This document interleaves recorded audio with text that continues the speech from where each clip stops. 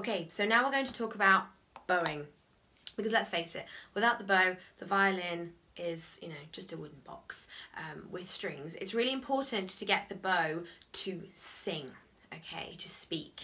We're going to talk a little bit about how we hold the bow first, but I want us to actually get this hand really, really loose and comfy. So we're going to do some painting, okay?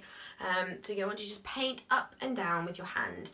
Imagine that it's a paintbrush. We're going up and down to feel really, really loose. Now, if you want to, you can go to the side and imagine you're doing kind of a figure of 8 on a wall to get that nice loose feeling in our wrist. Brilliant. And when you pick the bow up, I want you to do it with your left hand, but facing the right direction. So that basically means that the point should be going to the left, and you should have the frog, which is this bit, to the right. So when you get your hand nice and loose, we're going to flop slower and smaller and eventually just flop our hand over the frog, okay, but keep it moving.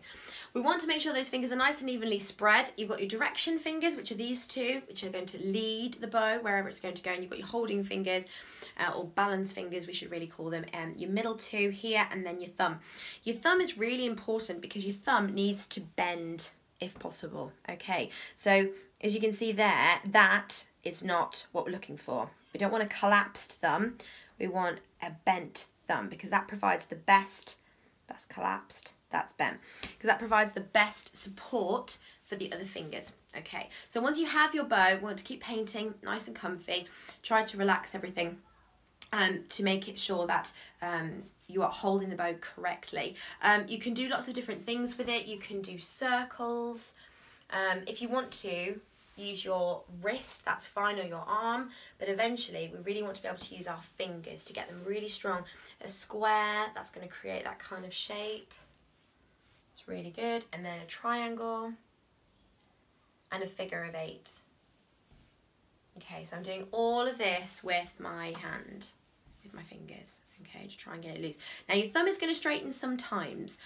When you go particularly for a nice up bow, you might have a straight thumb, but try to keep it as bent as possible while you're actually playing to get that really strong feel. If your bow hold is currently looking like this and your thumb is underneath, it's really important to try and bring it up now, okay? So if you do the bunny rabbit analogy with me, so we've got a bunny hopping through a field and it sees the frog, and it thinks, that looks delicious, and it takes a bite out of the frog, but then it realizes it's disgusting, and its ears go down either side. That's kind of what we're looking for at the basic. Then the rabbit gets really sad and starts crying, and his lip curls up like that, and it goes underneath there. Okay, so that's kind of where we're going to want it to be set up.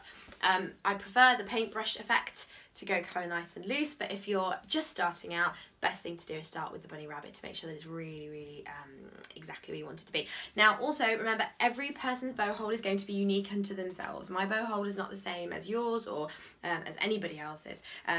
It has the same basic makeup, but everyone's hand is different and everyone's violin and bow is different, so you just have to bear that in mind.